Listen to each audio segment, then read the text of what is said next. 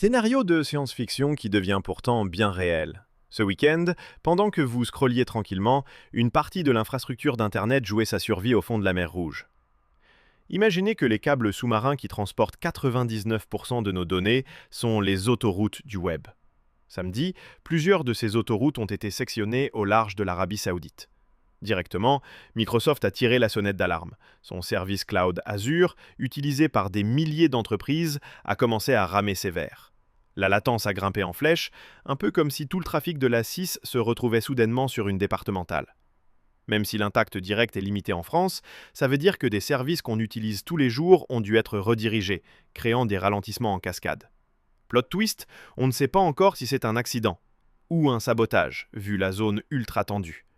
Et justement, en parlant de fragilité, pas besoin d'aller au fond de l'océan pour voir des pannes. Parfois, ça se passe juste à côté, chez nous.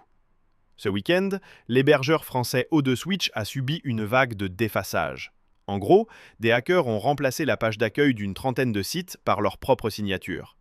Une attaque old school, mais qui rappelle que même nos infrastructures locales sont sur le fil.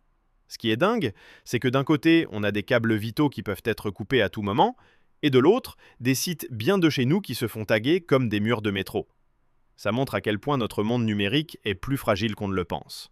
Alors, sondage express dans les commentaires. Si votre service ou site préféré était totalement en rade pendant 24 heures, vous tiendriez le coup? Ou c'est la panique à bord? Racontez-moi ça. Allez, on se retrouve demain pour la suite des aventures tech.